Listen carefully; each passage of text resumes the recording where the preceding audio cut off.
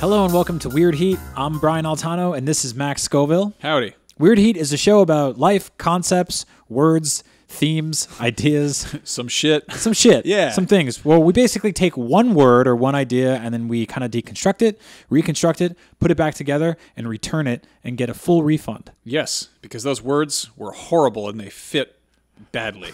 Yeah, normally we, well, sometimes we have like a run of show and we put a bunch of quotes and notes and stuff in it. And other times we just have the word and we go at it this way.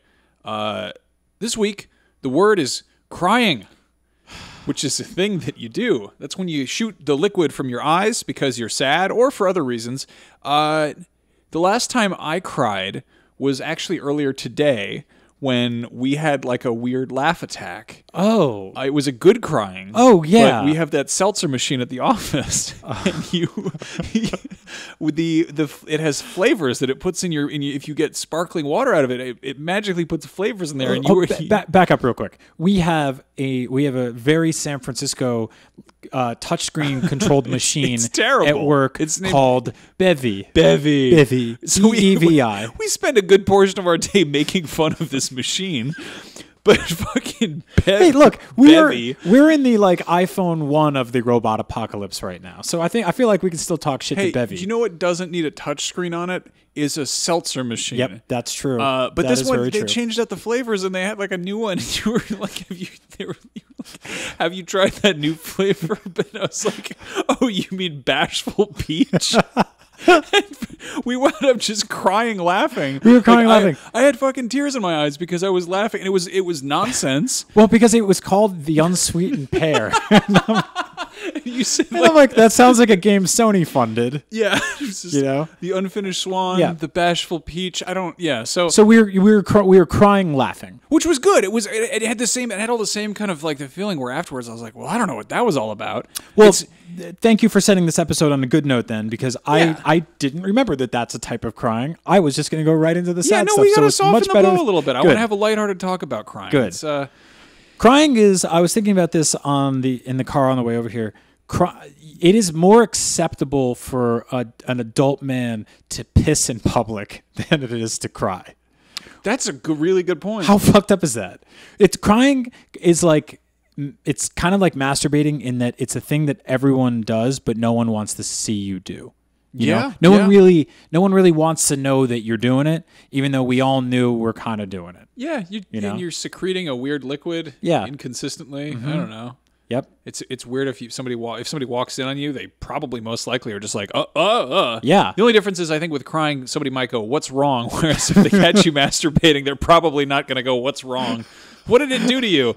Yeah, that's a really good point. Crying it's also a thing that you do when you're a kid. Babies cry, children cry, and then they try to beat it out of you. And I think that it's weird because we grew up with all those like all of those 90s shows that tried to kind of impart the importance of like male sensitivity and being like, oh, it's okay for guys to cry. And there's an entire generation that grew up with like, oh, boys don't cry, and it's like, oh, well, they just have unchecked aggression. Okay. I'd argue that we're in many ways talking about those themes more than ever now in the public eye, especially with stuff like, and this gets immediately conflated as a negative, but something like toxic masculinity is something where it doesn't mean that men are toxic. It means that sort of like men not really reaching out to their emotions every now and then historically leads to dangerous patterns. And it's also kind of self-destructive.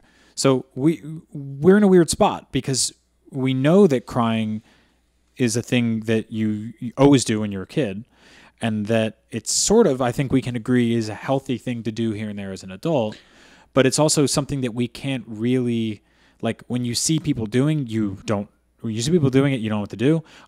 People might judge you. You might be ashamed to do it in public, to the point where you might hide doing it entirely. And so you repress it or suffocate it, and then you don't cry. Yeah. So what the fuck is this shit? This is interesting because I found that I'm probably crying more as an adult than I did, I don't know, when I was in my 20s. Definitely my 20s. I think when I was in my 20s, I kind of like, I think it was this sort of this, like, I had to hold it together. Not because of anyone telling me to, but just because I had to, you know? Like, it was this sort of sense of being like, oh, like when you're a teenager, I was just all emo and shit. I'd cry all the time because I was, you know, just hormonal and, you know, an adolescent. That's kind of normal. And when I was a little kid, I cried, not an unusual amount or anything. But going through my 20s, I think I just did this thing where I held it in, and it wasn't like like I recognized that too. And I was just like, I'm not crying these days because I don't have anyone to cry to. And it's sort of like, it's kind of just sort of, I just was keeping it in there. I'm just kind of like, I got to keep moving. I got to get going through it. There are things that you can do in your 20s that bounce off of you a lot easier in terms of self-medicating that don't really happen as much in your 30s because it sticks to you more. Like when you're depressed in your 20s, you can eat more and drink more, smoke weed, do drugs, whatever, smoke cigarettes, and it kind of bounces off of you a little more because there's this like 15 years where you're kind of a rubber band there. And it's like from like 18 to like 32, and then you look down and you're like, oh, I can't suppress my feelings with Cheez-Its anymore. There's also like, I don't know, people always assume that adolescence ends when you're like 18, and the second you can go out and buy cigarettes, you're good to go. But like, it sticks around for a minute, you know. Like there's some developmental shit going on there, and you're not really fully an adult until like 23 or something. It's true, yeah. Physically. I mean, so you mentioned babies crying, which is weird because I've been reading up a lot on that. And one of the things that happens there is they cry because of every reason. When like you read a book about why a baby cries, it says she cries because she's hungry, or she's tired, or she wants affection, or she's not tired, or it's because it's just like a on or off switch for communication. There's no words, there's no they just complex have that. gestures, and it means everything, right? And so a thing happens very early on with parents. They attempt to sleep train their child. And sleep training a child effectively means getting it in a pattern where it can fall asleep at the same time every night and wake up at the same time every morning. And one of the ways to do that very early on is to ignore its crying. So it will start crying to you, and your impetus is always to rush to it and help it and hold it and give it milk and give it love and care and move it around. But that conditions the baby to be like, oh, if I make this noise, that happens. Yeah. So very early on, we teach ourselves to ignore something that's crying, which is terrifying to me because I was thinking about this. I'm like, my neighbors are going to judge me because they're going to hear a baby crying in the middle of the night, and they're going to be like, that's a terrible parent for not attending to that baby, when in reality, it's like for that baby's good that I'm ignoring its crying. And we ignore people crying very later in life as well. You walk down the street and you see someone crying, like, I see this a lot, and living in San Francisco, a major city where, you know, the shit happens. Just thousands of people are all over the place. You know, you see a woman crying, you see a man crying somewhere, see something. You want to help them, but also it's something that like it feels like this deeply personal thing you don't want to step into as well. So we tend to ignore those things in the wild, and so crying becomes this very isolated, very personal thing. You know? Like crying masturbating. Crying in groups doesn't happen very often. Masturbating in groups doesn't happen very often either. But no, maybe in San Francisco here and maybe there. Here, yeah. No, it's we call it in my household. We call it getting your chemicals out. Yeah, because I mean there is like I don't know if it's actually in the tears, but in the act of crying, you are releasing something, and it's you get this kind of like, and for a minute there, it's actually this is funny, but that was sort of I got this catharsis when we'd go see Star Wars movies, where like when The Force Awakens came around, or Rogue One, or Last Jedi, and it was sort of like, I am so excited, and they always come out like the end of the year, and it's sort of like all of the weight of the holidays and everything, and I just go into a dark room for 3 hours and I only have what I take in there with me, you know, and you know I'd sit there and just kind of it is weird because I'd cry a lot more in movies as an adult, and I think that it's like there's something kind of like acceptable about that, to be like, I mean, obviously there's still the whole boys don't cry thing, but like, I think it's because you carry a lot more emotional baggage as an adult. And so things that you've seen in real life start sort of intercepting with the stuff you're seeing on the screen. And when you're a little kid and you watch a movie about losing a loved one, it doesn't mean anything to you if you haven't lost a loved one yet. And so you don't really cry about it. It's weird. I feel like it's not even that as much. Maybe it is. I feel like it's almost like there's things that I like things that there's enough distance between that it's like it's tapping into some sort of almost like childhood like primal thing, like Yoda. Yeah. Dude, Yoda pops up in Last Jedi, and I just started fucking bawling. You and me. You know? I mean, you and me have. And it was weird because it was very bittersweet. It wasn't happy and it wasn't sad. Mm-hmm. It was just like it was this kind of like relief. It was like, and sometimes that's the weird thing is I feel like that's a kind of crying that you don't really. It's just when it's just heightened emotions. Yeah, you and I were crying and kind of giggling at the same time. And I was thinking about it the other day. I was like, have Max and I ever cried? We're best friends. Have we ever cried in front of each other? And I was like, I don't know if we've cried in front of each other, but we've cried next to each other a bunch. Yeah, it's like every time we see a Star Wars movie. Yeah, it's like Han Solo died and you and me were crying. Yeah, and also, my wife sorry, spoilers on like sorry. a 3-year-old movie at this point, but but Yoda showed up and we started crying, and it was just kind of like, that's the funny thing to me. I was like, me and this grown-ass man, we're both in our 30s, we're in tears next to each other in this dark theater because like a puppet wizard frog showed up, and he's like speaking, like Tom Cruise reads, and it's just all fucked up. Yeah. And he says like, oh, page turners, they were not, and we're giggling and crying and stuff like that. Because it's emotional, because it's... Touching into that, I think the reason that hit me so much is it's relief. Mm-hmm. And there's something sort of to reconnect with this character that I haven't seen in so long. I feel like the reason that I would cry at that, or even with just this sort of reassurance of Star Wars, it's this thing that I've had with me my whole life. It's always kind of been this thing that I fall back on. And when I cry, it's not so much like tears of joy, and it's not so much like, oh, this makes me sad because it reminds me of things. It's more like, oh, it's still here. Everything's going to be okay. Yeah. And also just this sense of like of security that comes with that like, oh, you can just let go. You can kind of like, you can let go of whatever it is you're hanging on to right now. And this, I mean, it's really, I don't dig up enough into the whole like the what those Greeks were doing, but like the idea of catharsis and the sort of, tragedy and comedy. Mm-hmm. And there's a reason they have those awful masks together that they always have in like drama departments. But like the idea that there's something therapeutic about theater, about performance, and being able to like to live through emotions by watching someone else go through them. Yeah. And they didn't have frog puppet technology. No. They didn't know who Yoda was. That would probably scare them a lot. Yeah. That would definitely scare them. But like, I don't know. It's weird to kind of reflect on why I'm, dude, fucking Terminator 2. Yeah. I think I went to crying a lot in that movie. Yeah. It's like, I know now why you cry. Mm-hmm. I mean, that movie teaches a robot to cry, basically. Yeah, I actually... The most badass dude of all time. I rewatched that... this was weird. I rewatched that a couple weeks ago, and I've seen that movie a million times, and I mostly wanted to watch it because it's got like grenade launchers and miniguns in it and robots, and that's cool.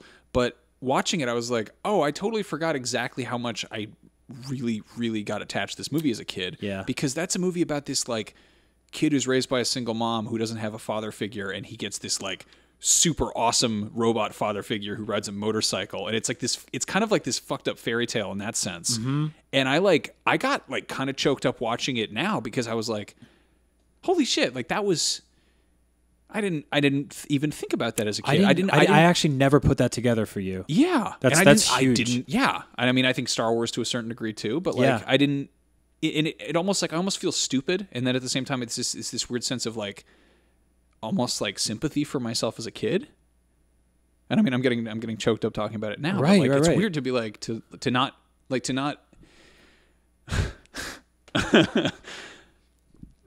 See, we always cry next to each other. God damn it. But yeah, it's like, it's cool. I think we also grew up in the growing up episode. So if we have to do a little bit, it's like one of those things where it's like, I'm not only the founder, but I also use the road game. I do not personally, but no, I think that's incredible that you're able to identify that. Cause I think a lot of people would just be like, it's a movie, or like it's a movie about a robot with a gun. Yeah, I mean, it's on paper, it's like a stupid thing to make you cry. I love that also, like, what movie is it where it's like, it's Shaun of the Dead. Yeah. Where he's like, he gets all choked up over Terminator 2. And it's like, it's kind of funny that's almost, like, I would say that's kind of a toxically masculine movie, in that it's like, Schwarzenegger is like the pinnacle of like manliness, like he's got that whole thing going, but at the same time, like, I don't know, what you latch onto on an emotional level is, it's yours. And there's I think you see this depending on certain fandoms that you maybe at you say something on the internet for your job where you maybe make fun of a certain, a series that people hold very dearly, and they get mad about it because they do have that emotional attachment to it. I'm specifically thinking of Kingdom Hearts, right? But Nintendo too, and I think you see this with I think stuff that bridges that gap between childhood and adolescence. Yeah, I teared up when I saw the Breath of the Wild trailer at E3 2 years ago, and it was in front of my entire company in the war room. And I think that was just like, it was one of those things where I don't know if a lot of people really saw it, and we didn't immediately throw a camera on me or anything like that. It wasn't anything like, it wasn't like, watch a man cry at Breath of the Wild.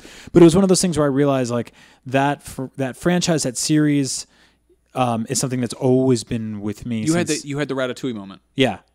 Where the camera zooms in and suddenly you're a kid again. And you transform back. Exactly. Into, And I thought about, it was also at the time, my mom was fighting cancer. And I think I've told this story before, but the original Legend of Zelda game was something I played all the time as a kid. When my mom was pregnant with my youngest brother, she used to get morning sickness just hearing it. Like she would hear that, dun, dun, dun, dun, dun, and she'd run upstairs and puke.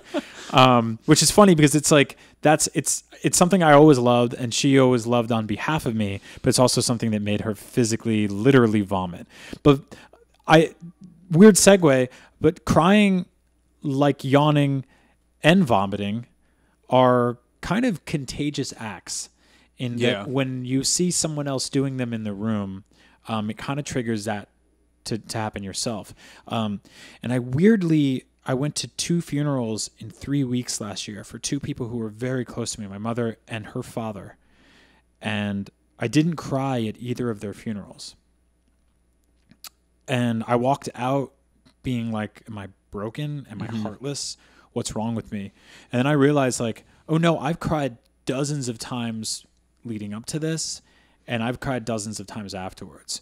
It was just something about being in those places at that time where not that it didn't hit me that way or it didn't register with me, but it's something that I didn't like really feel like this is the time for this. But the next day or like getting on the plane and going back to San Francisco, it just hit me arbitrarily. And my emotions since then, since finding out I'm becoming a father, my emotions are fucking completely out of whack. Like it's sort of like my levels are all over the place, right? Like if I was a house plant, like I would be grown all over the place. I'd have like my chemical levels would be spiked like fucking crazy, like to be poisonous branches over here and beautiful ones over here. Like I would basically look like a scene from Annihilation where there's like a nightmare bear and also like this beautiful floral pattern. Like that's where I am right now, which is interesting because that movie to me is mostly about cancer. And so I've gotten to a point now where like we toured a daycare center to think about where to put our daughter, and just like walking around and seeing that level of sort of like innocence of like, there were like little kids that left their drawings on the wall, and there was like this other thing that said like, I'm Matt, I have a nut allergy. And he didn't write that, oh, the wall did. Mom has a nut allergy. Pussy. Well, she doesn't because that's how Matt was born. I ate a candy bar the other day that said, made in a room that had nuts in it. And I was like, weren't we all? No, so I'm at the point now where it's like I will see like something like for babies and I'll cry. And I saw like a Mother's Day ad the other day and I lost it. And like little things like that will trigger me here and there. But specifically what got me, to piggyback off your Terminator thing was God of War, which just came out for PlayStation 4. And oh, dude, that got me too. And it's weird because it's like, I think from the outside looking in, you look at something like Terminator 2 and especially historically God of War, and you go, why would you cry at this? Like look at Kratos. He's this like gruff, angry System of a Down drummer, and he's got this goatee and spray paint on his face, and he's like, I hate everything. Yeah. He's tearing dudes apart and shit like that and eating ass. It's all this fucking shit. And I realized that game starts with a child losing his mother, and the game is about a father raising a child. And it specifically got me between these 2 big moments, and the game ended and I lost it. I just burst into tears at the ending, which is quite beautiful. And I immediately messaged Corey Balrog. Barlog. Barlog. I always screw this up. Balrog's in sorry, Street Corey. Fighter. And and this was like a week before the review embargo was up. And so I think Corey was probably still like, what's this? Are people going to love it? Are they not? Because you're always so head down on something until you come up for air. And then you realize, it's good or it's bad. People like it or they hate it. And I messaged him and I told him, like, we'd met a couple times, it was weird because he was in our studio 3 days before. You and I were shooting a live stream for A Way Out, the jailbreak game. We were both in fake prison costumes. And I said, hi, Corey, congrats on launching your new game. I gave him a big hug. And I was like, sorry, we're in prison costumes. This is weird. A week later, I messaged him saying, your video game made me cry because I lost my mom and I'm about to become a father. And it got me in those exact moments where, like, these emotional tent poles. And he said that, and I hope I'm not putting him on blast by saying this, but he said that he was eating breakfast with his wife and he saw my message and he read it to her and they both started crying. And so, like, that was something really special and powerful. And then the game came out and it had like a 90-something, 97-something on Metacritic. And Corey made a video where he was checking on the Metacritic for the first time and he filmed himself and he saw those numbers come in and he started crying. And when he was asked about that video, he said he made that video for his son because when his son would cry over things in life, his son would run in the other room and hide. And he wanted to show his son, this man who just made this fucking awesome, violent as fuck video game, this fucking awesome video game, that it was okay to cry in front of thousands or millions of people. I mean, this video went viral. It's on every website. And, probably 5 guys in the comments like, bitch, pussy, or like, I like, this is not a PC game. The old Kratos was better when you could push triangle to toss salad or whatever. And so that's fine. You always get that. I call that the acceptable level of rat feces in food. But Corey made this video to normalize crying to his son, who was kind of embarrassed by it. And I, as an adult man, told him how his game made me cry because of a real life event that made me cry. And he told his wife and they cried over it. There's a whole bunch of fucking people crying over something that was awesome, that was really great and really special to people. Yeah. And so, like, I guess the moral here is, like, it's something we have to be. Good time for a meow.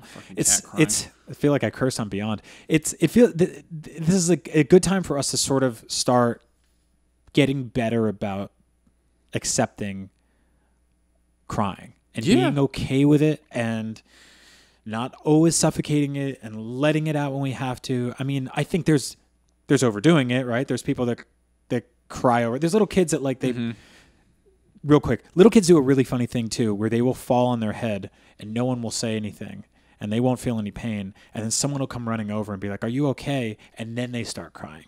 Like, the pain takes a beat because they know that it hurt somebody else and got them worried.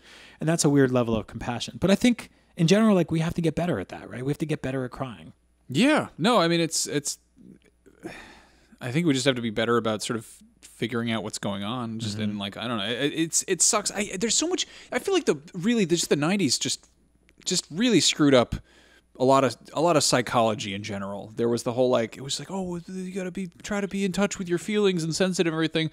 The term I keep hearing lately is, like, emotional maturity, or like emotional intelligence. That's it. Which is, like, it sounds like bullshit. It sounds like nonsense. But I think that just sort of, kind of taking a minute and being like, okay, well, what is this? Why do I feel this way? What does this mean? And I think really being able to kind of, like, I mean, you think of crying.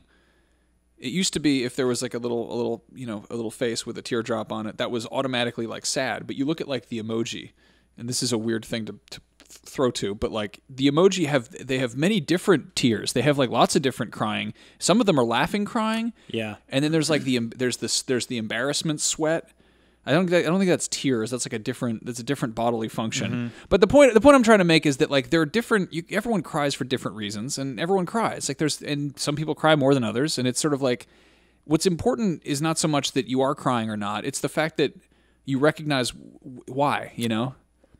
Yes. Pick it apart. Yeah. Dig into it. That's a really good way of putting it. I think if you just cry at everything, I mean, maybe you're, sort of triumphantly, openly emotional, or maybe there's a problem. I don't know. I'm not the one to dissect that. If you watch Terminator 2 and you start crying, and you don't know why, and you're just crying watching Terminator 2, like that sounds like a bad time. I was at I went to like a 3-hour childbirth class the other day.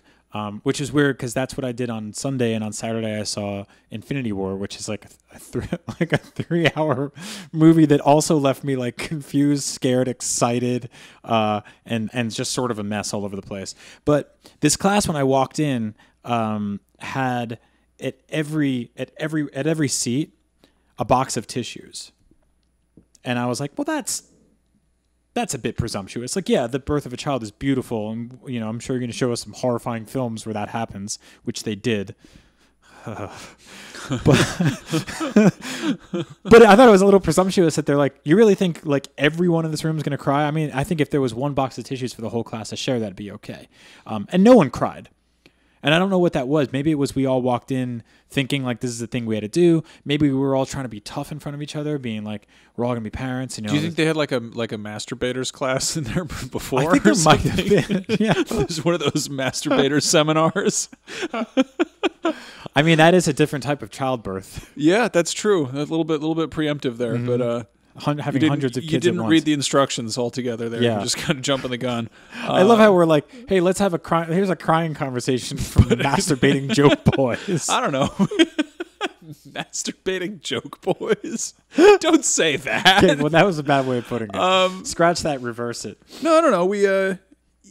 I think we're doing this show. We're doing Weird Heat for both of us, you know, and to sort of talk about serious things. We've talked about serious stuff on the comedy button, but the comedy button isn't the tragedy lever. It's always been a show for more serious conversations or funnier conversations that occasionally serious stuff got woven into. But I think we both need a place to kind of actually open up and talk about serious things. And God knows we're not actually going to have a conversation if mics are off. Fun fact, we just sit in perfect silence whenever we're not being recorded. I don't even know the guy that well. That's true. You probably know him as well as I do. Yeah, we just every now and then we'll talk about Yoda and start crying, and that's about it. Yeah. No, it's I think like it's really interesting how we're kind of able to identify that like you reach a certain age and you become a little more okay with it. What? I'm sorry. I'm just thinking about the fucking unsweetened pear. The what? The unsweetened pear, the bashful peach. See, now you're crying laughing. I know. I like that you're here. You're like a visual aid for this episode. Just a car accident of feelings. Yeah. No, I love it. This is weird, and I know you grew up in a single parent home, but I don't know how long did it go for you to see like a parent cry? Because I didn't see my dad cry. I mean, have you ever seen your dad cry? I'll ask you that. I don't know, actually. Because I know you reconnected with him, 6 years ago? 10 years. 10 years. But I was 20, so it would be like, I feel like maybe I've seen him cry, maybe. I think I've seen him get it like misty-eyed, At movies or at like family stuff? He hates movies, but I think it was family stuff, I didn't hate movies. It's just like a medium for storytelling. I don't know. He's got like this whole like sort of fucking Ron Swanson thing going, where he's like, I'll be watching a movie that I've seen before, and he's like, haven't you seen this? And I'm like, what the fuck, dude? I mean, because I feel like you're going to see him cry at your wedding. You're going to see a lot of people cry at your wedding. It's going to suck. I don't want that at all. Yeah, and I think that's one of the things we talked about a little bit, but like there's crying because of Yoda, because it's like something you grew up loving, right? I love that we say that like it's totally normal. It's sometimes you cry because you're sad, sometimes you cry because of Yoda. Like we're writing the textbooks on types of crying, and it's like a rage, emotion, Yoda. And there's the very special sadness, which is the Yoda. When the talking Frank Oz hand puppet comes on TV, sometimes he shed a few. No, so I mean, there are people. I didn't cry at my wedding, but almost everyone else did, and my wife certainly did. Like she cried her eyes out, and I think you're going to see a lot of people cry at your wedding for like a different reason. Because it's beautiful, right? Yeah. And like maybe there'll be one person there who's crying because they're like, drats, I almost stopped it, and they're crying because they're sad. And someone else might be crying because they're like, I loved Max, and he's now sealed away in the fates with his wife forever, and they'll cry over that. But your parents will cry because it's this beautiful thing that they watched and helped create and nurtured mostly. Yeah. No, I think that's that. I think again, it's partially joy, but partially that relief, you know? I think you reach that point where you're so just overwhelmed with emotions that they just literally start coming out of your eyes, you know? I mean, it's just, which is weird because they don't put out boxes of tissues at weddings. They do at funerals. They do tons at funerals. They're everywhere at funerals. Weird. There's actually like, which sucks because I feel like women put much more work into their makeup for weddings than they do for funerals. You know? Oh no, it's horrible. Like people will pay hundreds of dollars to somebody to do makeup for their wedding, and then they're like, "I look like a raccoon." Yeah, and then they're hugging you and kissing you, and like, you know, they give you a hug and they kiss on the shoulder or something like that, and it's all over your shirt, your suit, it's all that. They're melting. Everyone's melting. But like, you go to a funeral and there's like there's tissue boxes everywhere, and they're like every 5 feet. And a lot of people came to my mom's, and there was like this long winding line, and there were like cry stations along the way, and it was sort of just like, I don't know, it was like waiting for Batman the Ride or something, where you're just like, oh, there's like little things where like, oh, there's like a picture of this, there's a picture of this, there's a picture of this, and everyone's sad at each one. But they got to this thing, and like, you know, a lot of people didn't cry at all, and I didn't cry at all, and I felt like an asshole. Yeah, no, there's that stigma. If you don't cry when you're mourning, you're doing it wrong. You know. Well, it made me feel like a monster, and like I'm looking around and everyone else is doing it, and then I realized like this, you know, this will be there for a very long time. This will never really go away. I think if I hadn't cried then and then hadn't cried since, I'd start to be worried now, because now it's been like 8 months, 7 months, and I think I'd start to be like, am I okay? Yeah, you'd have to go and get like leeches or something. Yeah, I don't actually to get the tears out. They gouge you. Yeah, I actually don't know if I mean, you said like sort of like getting the chemicals out or something, or getting the poison out. I don't know if there's an actual like sort of medical term, or if there's a reason, like an actual sort of natural reason where getting tears out is a good thing for you. Maybe it is, you know, maybe it is something you have to do. I mean, there's definitely science about it. I don't know what it says, but you know. Because I didn't see my dad cry until I was like 15. Okay. First time I ever seen him cry. Do you know what he cried about? Yeah, he cried about money. Really? Yeah, because he didn't have enough. Oh, and man. We had like, he had done like, basically he was like promised X amount of money, and they did like a renovation to like the side of the house, and then didn't get the money, and we were like flat broke, and he was just trying to figure it out, and it was tough. And you know, I saw him just sort of face down crying, and it's weird because I've seen him cry so many times since then. So many times. Like he'll anything about my baby coming up will make him cry. Anything about his grandson will make him cry. Stuff about my mom will make him cry. He cried his eyes out. I have this photo of him and my mom walking into like the venue where my wedding was, and just like kind of looking up, and they're both on the, it's weird because they're not crying, they're on the verge of tears. It's like this incredible photo because they're both just like right there, and I can't look at that photo without getting right there myself. But it took him a long time to do that in front of us. So I wonder about this with, and I don't know, it's weird for me, but I there's kind of a chicken and egg situation with crying being something that adults shouldn't do, or that should be sort of hidden away. I think when a kid sees an adult crying or a parent crying, there's something inherently very like upsetting about that, because it's like, oh, the person who's supposed to be in charge of stuff isn't handling it well, you know, or like something's bad and that they're not in control of the situation. Like there's a kind of a sort of like, oh God, Jesus take the wheel, you know? Yeah, like there's a get it together type of thing. It's like, and I think it also like with, you know, maybe a kid feels like it's their job to help or something, you know, it's probably how, I don't know, how dogs feel when they see humans crying, where they're like, I don't even do that. I don't know what that is. You get it. You know, Jesus take the wheel is a good way of putting it, because I think if you see someone crying while driving, like that's probably more dangerous than texting while driving. Yeah. Like I've been there, you know? But no, like this is interesting because when I first I don't remember talking to my mom about my dad growing up. Like he wasn't around, he wasn't in the picture, and I just kind of like I didn't bring it up much. And then when I was in 5th grade, I mentioned, I was like, we had this assignment for school that was like, make a perfect like wish list for your parents, your loved ones, whatever. And I like got home and I was like, oh Mom, we did this fun thing at school today, and I said if I could get you anything, I'd get you a big thing of perfume and a new husband or something. And she just like broke down crying, and I was like, oh God, I've hurt her feelings. She doesn't want to talk about my dad, or like, oh God, I've said like the wrong thing. And I found out years and years later that she wasn't crying at all because of any kind of personal upset. She was crying because she felt bad that I'd grown up without a dad. Yeah. But my message from that, in this weird kind of cause and effect thing, is she was like, oh, I feel horrible that my son hasn't had the full experience of two parents. And I was like, I can't ever bring my father up again to her because this is a sore subject. And so I just wound up bottling that up. And that was a whole other can of worms, basically. Man. I mean, that makes perfect sense. That's fucking tough. And it's like, at the same time, though, it was like, I don't know.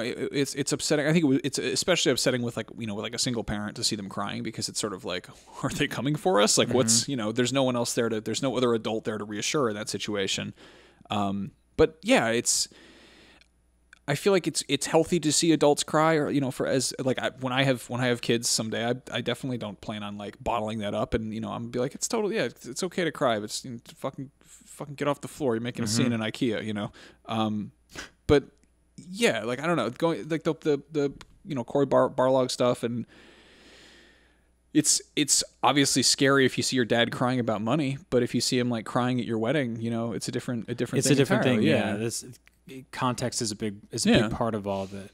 Yeah, that's really tough, because I think that like it's hard like you specifically, you read a message from your mom because you misread what that crying was. And that's an example of exactly how nuanced and complex the process of shooting liquid out of your eyes because of feelings is. Yeah. And just, as a side effect of just feelings in general, which are difficult. They're complex. Is it you thought you were attacking her? Yeah, or doing something wrong, So like, I kind of withdrew that for so long, and she was crying because she felt like she didn't give you something that you thought. Yeah, and the whole thing's like a comedy of errors, know, because like I wound up not knowing about my dad for so long because I was like, oh, I can't talk about this to her because she'll get upset. Which is weird, because it's sort of antithetical to so much of what we were talking about in terms of how crying helps you get your emotions out, because in that it did, and then sent a completely inaccurate message that you kind of bottled up for a very long time, that you both did. Yeah. I mean, crying is like, it's a symptom of feelings, which are much, much worse. But in the same way that, a baby crying is just sort of making this noise because something's wrong or not wrong or whatever. In the same way, like, crying, it doesn't automatically mean you're sad. It just means that there's a lot going on in your head, and you're dealing with it, and everyone deals with it differently. So, it's okay to cry, but it's even more okay to fucking talk about stuff. So, and it's most okay to cry over Yoda. Yes, it's okay to cry when you see that little frog who lives on the space island with his girlfriend, the snake. He makes the spaceship come out of the water. He can light fires with his mind, but he can't wear clothes that don't look like they were from the garbage. He's a great guy. A weird dude. What a special, strange little elf of the woods. Little toad-like imp. Yeah. So this has been Weird Heat. This is a strange show. If you like what we're doing here, be sure to like, subscribe, subscribe, and shibe. Just click all the buttons on the appropriate platforms. If you want to help support us, head over to patreon.com/weirdheat. Kick us $1 or $5 or $2 or no bucks or whatever you feel like doing. We answer emails sometimes, weirdheat@gmail.com. There's also a Facebook group if you want to go and just cry with some friends over there. It's facebook.com/group/weirdheat. We're on Twitter, Weird Heat, Instagram, Weird Heat. You can find us both personally on Twitter. I'm Max Scoville. He's Agent Bizzle. Yeah. Just do the, you know how to use whatever service it is that you're consuming this media on. Please, by all means, engage with it and do the stuff that makes us have more thumbs or comments. If you're on YouTube on this video, leave a comment and tell us the last time you cried. Tell us what it was. Maybe it's stupid, like Yoda. Maybe it's something dark. Maybe Go on, you bashful peach. Yeah, maybe it's the unfinished pear. I'm so sad they didn't finish the pear. Funny story about that. While we're here, I actually went to try Bevy, to try the new unfinished pear. Bevy. And Bevy. Stupid. And it wasn't pear at all. It was cucumber, so I guess it was an unfinished pear. That's what they say about cucumbers. Yeah.